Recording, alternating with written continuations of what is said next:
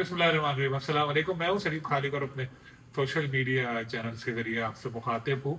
और कल मैंने आपको बताया था मुल्तान सुल्तान के साथ क्या होने वाला है, और अली तरीन ने नई टीम के लिए बिड कर दी है। और आज जो चेयरमैन पीसीबी मोहसिन नकवी हैं, उन्होंने प्रेस कॉन्फ्रेंस में उन सब बातों की तस्दीक कर दी।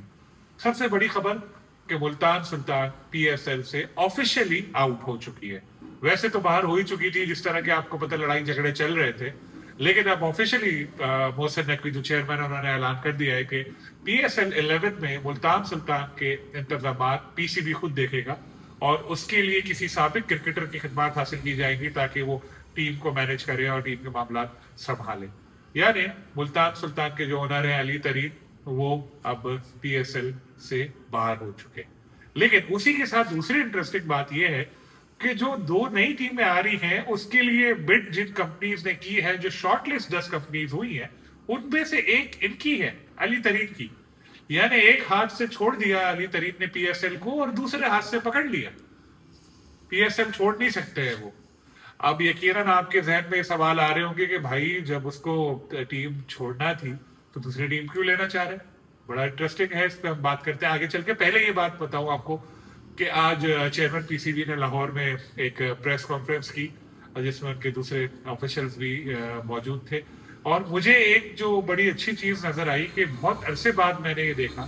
पहले नजब सेठी के दौर में ऐसा होता था कि पीएसएल को मामलात को जरा सीरियसली लिया जाता था और काम हो रहा था। अब इस दफा मैं देख रहा हूं कि जो मोहसिन नकवी हैं, उन्होंने कई माह पहले ही पीएसएल के जो चीजें थी उनको एक्टिव करना शुरू किया, लोगों को, और काम होना शुरू हुए हैं। एक और चीज भी थी कि दो नई टीमें भी आनी थी, इसलिए रौनक ज्यादा थी। लेकिन अच्छी बात यह कि अभी से पीएसएल का एक मोमेंटम बन गया, और लोग जो है अब पीएसएल के मामलात में इंटरेस्ट ले रहे हैं। तो प्रेस कॉन्फ्रेंस में उन्होंने बताया कि जी मुल्तान सुल्तान के इंतजाम इस साल पीसीबी खुद संभालेगा। इस साल यानी जो अब अगली होने वाली है, जब 11वां एडिशन खत्म होगा, उसके बाद दोबारा एक टीम के लिए नीलामी होगी मुल्तान सुल्तान के लिए। और फिर जो फिर 12वां एडिशन है, वो नए मालिकान के साथ वो टीम हिस्सा लेगी। फिलहाल तो मुल्तान सुल्तान के जो मौजूदा ओनर हैं अली तरीन, वो यहाँ से हट चुके हैं। और वो कौन सा साबिक क्रिकेटर होगा जो मुल्तान सुल्तान को 11वें एडिशन में संभालेगा, इसका अभी पीसीबी ने ऐलान नहीं किया। कुछ दिनों में शायद हो जाएगा। लेकिन एक और इंटरेस्टिंग डेवलपमेंट हुई, वो ये हुई कि वसीम अकरम को पीसीबी ने पीएसएल का ब्रांड एम्बेसडर बना दिया। वसीम अकरम बहुत करीब हैं चेयरमैन मोहसिन नकवी के। वैसे पीसीबी से बहुत दूर दूर रहते हैं, लेकिन इस बार उनके बड़े अच्छे रिलेशन उनके साथ बिल्ड हो गए हैं। जो रोड शो पीसीबी ने कराए न्यूयॉर्क में और इंग्लैंड में, उन दोनों में वसीम अकरम भी थे, और रमीज राजा भी गए थे न्यूयॉर्क में। तो ये एक अच्छी चीज नजर आई। वसीम अकरम साबिक अजीम क्रिकेटर हैं, बड़ी उनकी खिदमत है पाकिस्तान के लिए। वो लेकिन प्रेशर नहीं लेना चाहते। वो कहते हैं, जब मेरी उनसे बात होती है, मैं कहता हूँ वसीम भाई, पाकिस्तान टीम के साथ क्यों नहीं आते। वो कहते हैं कि पाकिस्तान टीम का जो कोच बनता है उसकी इज्जत नहीं होती, कोई भी सोशल मीडिया पे आके उसको बुरा भला कह देता है, और मुझसे ये चीज बर्दाश्त नहीं है, इसलिए मैं कोचिंग वोचिंग नहीं करता। पीएसएल में भी आपने देखा होगा, जब वो कराची किंग के साथ रहे तो बहुत ज्यादा टेंस हो जाते थे, स्ट्रेस ले लेते थे। तो अब वो जिंदगी जो गुजार रहे हैं, वो बड़ी चिल जिंदगी गुजार रहे हैं। ऑस्ट्रेलिया में उनकी यंग फैमिली है, ऑस्ट्रेलिया में रहते हैं वो, साथ में वो यहाँ पाकिस्तान में भी, कराची में अब तो शिफ्ट हो चुके हैं कुछ सालों से। तो सुकून की जिंदगी गुजार रहे हैं। तो ये पीएसएल के एम्बेसडर का काम भी विदाउट एनी प्रेशर होगा, वो कर रहे होंगे। और उन्होंने, मुझे दुबई में मुलाकात हुई थी अभी, तो उन्होंने मुझे बताया था कि वो जा रहे हैं न्यूयॉर्क। उस वक्त तक वो गए नहीं थे। और उन्होंने ये भी बताया था कि कोई पीसीबी से उन्होंने फीस भी चार्ज नहीं की, और जहां जरूरत होगी चेयरमैन पीसीबी मोहसिन नकवी को, वो हाजिर होंगे। तो ये अच्छी पेशरफ्त है। साबिक क्रिकेटर्स को इज्जत देनी चाहिए, बिल्कुल।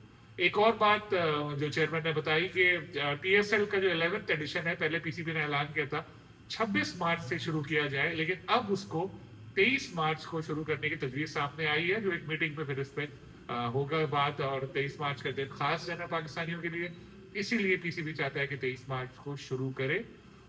तो 8 तारीख को जो नीलामी होने वाली है, उसमें आपको अली तरीन भी मुमकिन तौर पर नजर आएंगे। 9 दूसरे लोग हैं, अमेरिका से भी हैं, पाकिस्तान से भी कई कंपनीज हैं, इंग्लैंड ऑस्ट्रेलिया का भी पीसीबी ने ऐलान किया था, कनाडा का भी किया था। तो काफी 10 लोग होंगे, इतना मैं आपको बता दूं। बड़ी बड़ी तगड़ी पार्टीज है।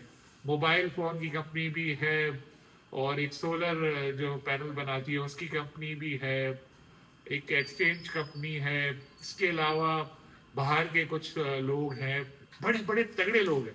और एक इंटरेस्टिंग बात और कि इस नीलामी में हिस्सा लेने के लिए आपको 2,20,000 डॉलर जमा कराने थे। भाई अगर नहीं कराने होते तो क्या था, फ्री में तो मैं भी जाके बैठ जाता कि भाई मुझे नीलामी में हिस्सा लेना है, चाहे मेरी जेब में कोई पैसे नहीं होते, मैं जाके टीवी पे तो आ जाता। लेकिन उन्हें फीस लगाई हुई थी 2,20,000 डॉलर।